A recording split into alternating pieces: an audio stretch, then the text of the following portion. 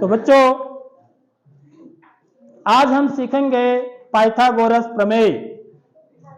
Pythagoras जो कि एक महान गणितज्ञ थे, उन्होंने ज्यामिति में एक प्रमेय दिया जो कि बहुत ही प्रसिद्ध है। जो इस प्रमेय को नहीं जानता है, यह समझना है कि वो गणित नहीं जानता है। ठीक है, कितना इसकी प्रसिद्धि है समझ लो। तो इसलिए इस प्रमेय को या इस नियम को हर किसी बच्चे को सीखना है। ठीक है, तो पाइथागोरस महोदय ने जो प्रमेय दिया वो समकोण त्रिभुज के लिए दिया। समकोण त्रिभुज हम उस त्रिभुज को कहते हैं जिस त्रिभुज में एक कोण 90 अंश का होता है और बाकी शेष दो कोण न्यून कोण होते हैं। किसी भी त्रिभुज में दो कोण कभी भी 90 अंश के नहीं हो सकते हैं, क्योंकि यदि दो कोण 90 अंश का हो जाएगा तो त्रिभुज के, क्योंकि तीनों अंतः कोणों का योग 180 अंश होता है, तो दो कोण यदि समकोण हो जाएंगे तो दो का ही योग 180 हो जाएगा, तो तीसरे कोण के लिए कुछ बचेगा ही नहीं, वो 0 अंश का होगा, तो एक त्रिभुज ही नहीं बनेगा। समझ रहे हो बात?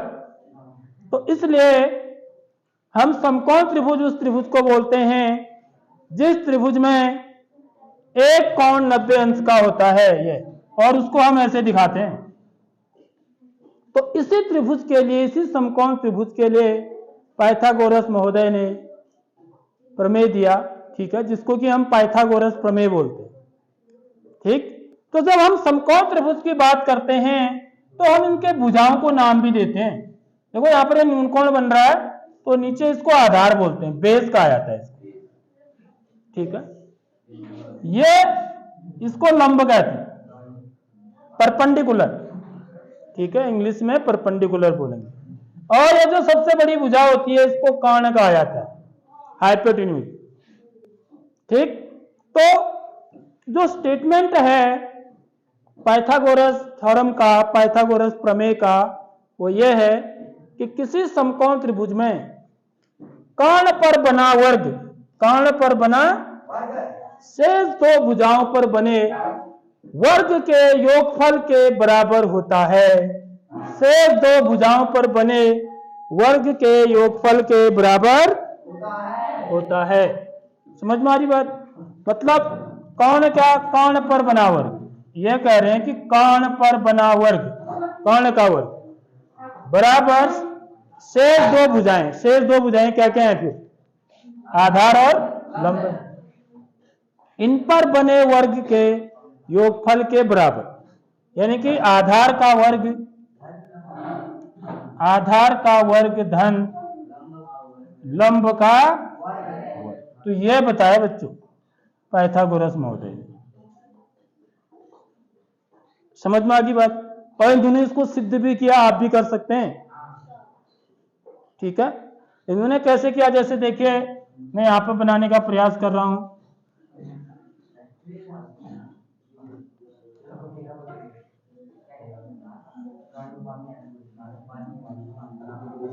इन्होंने माने ये 3 सेंटीमीटर है, ये 4 सेंटीमीटर है, इसका आधार 4 सेंटीमीटर है और लंब कितना है? 3 सेंटीमीटर है। तो मैंने क्या किया बच्चों, यहां पर वर्ग बनाए, वर्ग ऐसे कितना? 4 सेंटीमीटर का, 1 2 3 4 सेंटीमीटर के ऐसे वर्ग बनाए। तो यहां पर इसका 1 2 4। देखो क्षेत्रफल निकालने का एक तरीका ये होता है, हम ऐसे खाने बनाते हैं तो एक खाने का जो क्षेत्रफल होता है बच्चों, 1 वर्ग इकाई, 1 वर्ग इकाई। तो यहां पर मैं सेंटीमीटर लिख रहा हूं, तो इसका जो क्षेत्रफल होगा 1 वर्ग सेंटीमीटर। ठीक है, तो जो यहां पर वर्ग बना, क्योंकि ये कितना सेंटीमीटर है? 1 2 3 4। तो इसका जो क्षेत्रफल होगा, ये जो वर्ग बना है कहां पर, आधार पर, ठीक है, इसका क्षेत्रफल कितना होगा बच्चों, 16 वर्ग इकाई लिख सकता हूं, ठीक है, यानी मैं सेंटीमीटर में लिया तो वर्ग सेंटीमीटर लिखूंगा। कैसे होगा देखो, खाने की नहीं किया, अब 1 2 3 4 5 6 7 8 9 10 11 12 13 14 15, तो एक खाने का क्षेत्रफल 1 वर्ग इकाई होता है, तो ये 16 खाने बन रहे हैं, तो 16 खानों का जो क्षेत्रफल होगा वह 16 वर्ग इकाई होगा, ठीक है। अब उन्होंने क्या किया, ये लंब कितना लिया बच्चों, 3 सेंटीमीटर, देख लो 1 2 3, ये 0 है ना, यहाँ पर 1 2 3 4 1 2 3, तो यहां पर भी उन्होंने क्या बनाया बच्चों, वर्ग बनाया, एक वर्ग माने जिसकी सभी भुजाएं बराबर होती हैं, तो यानी कि यह भी 3 सेंटीमीटर होगा पूरा, ठीक है। मैं समझाने का प्रयास कर रहा हूं, आपको समझना है, आपको आप घर से भी बना के लाएंगे ऐसे, जैसे कल हमने त्रिभुज के तीनों अंतः कोणों का योग 180 अंश होता है, उसको आप बना के लाए थे, ठीक है, उसको बनाया हमने, यह इसमें चिपकाया हमने, ठीक है, जैसे ये बनाया, ठीक है, यहां से हमने इस कोण को और इस कोण को काट के यहां चिपकाया, तो सीधे एक सरल रेखा पर आए, तो एक सरल रेखा पर जो पूरा कोण होता है वो 180 अंश का होता है, तो इससे सिद्ध हुआ हमारा कि त्रिभुज के तीनों अंतः कोणों का योग 180 अंश होता है। ऐसे ही पाइथागोरस प्रमेय को भी आप सिद्ध कर सकते हैं, ठीक है। आपको क्या करना है, यह वाली भुजा कितनी लेनी है, 4 सेंटीमीटर, यह वाली कितनी लेनी है, 3 सेंटीमीटर, तो आप पाएंगे यदि आप इनको मिलाएंगे, यहाँ पर 90 अंश का कोण होगा, तो ये जो भुजा होगी ना बच्चों, ये 5 सेंटीमीटर आएगी, 1 2 3 4 5, समझ में आ गई बात।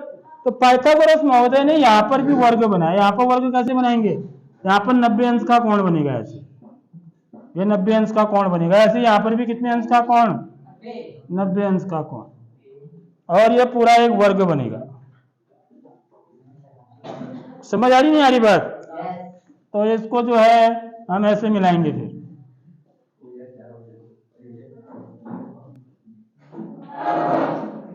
फिर थोड़ा इसको मैं ऐसे कर देता हूं, ठीक है, ये समझ में आ गई बात।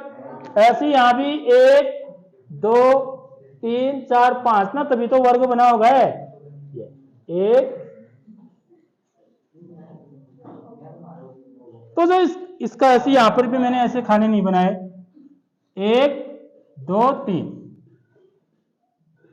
तो बच्चों इनका क्षेत्रफल कितना होगा बताओ, इसका क्षेत्रफल 1 वर्ग इकाई, तो कुल कितने बन रहे हैं, 1 2 3 4 5 6 7 8 9, तो इसका क्षेत्रफल 9 वर्ग इकाई या 9 वर्ग सेंटीमीटर भी कह सकते हो यदि आप सेंटीमीटर में लिए हो तो इसका क्षेत्रफल कितना होगा बच्चों, देखो जरा कितने खाने बन रहे हैं, 1 2 3 4 5 6 7 8 9 10 11 12 13 14 15 16 18 19 20 21 22 23 24 25 वर्ग इकाई।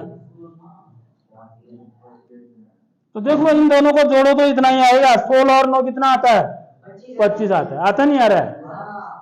तो यही बोलता है पाइथागोरस कि जो आधार पर बना वर्ग होगा और जो लंब पर बना वर्ग होगा, उन दोनों का जो क्षेत्रफल होगा वो कर्ण पर बने वर्ग के क्षेत्रफल के बराबर होगा। यानी कि 25 बराबर क्या होगा बच्चों, 25 बराबर 16 धन 9, होता नहीं होता है, देख लो 16 में 9 जोड़ के 25 आता नहीं आता है, आता है। इसी को दूसरे प्रकार से यदि मुझे ऐसे लिखना है तो मैं कैसे लिखूंगा, देख लो 25 किसका वर्ग होता है, 5 का, 5 का वर्ग बराबर 4 का वर्ग धन 3 का वर्ग, देख लो ये है पाइथागोरस। इनको पाइथागोरस त्रिक भी कहा जाता है, 2 3 5, ये पाइथागोरस त्रिक है, समझ में आ रही बात। ऐसी एक त्रिक और होता है, बता सकते हो, बहुत सारे होते हैं, मतलब जो इसके बाद जो आता है क्या होता है बच्चों, 4 6 10, ये भी पाइथागोरस त्रिक होता है।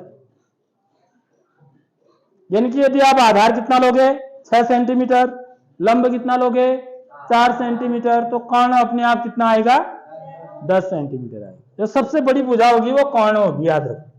बाकी इनमें आप आधार और लंब किसी को भी ले सकते हैं। तो इनको पाइथागोरस ट्रिक कहा जाता है।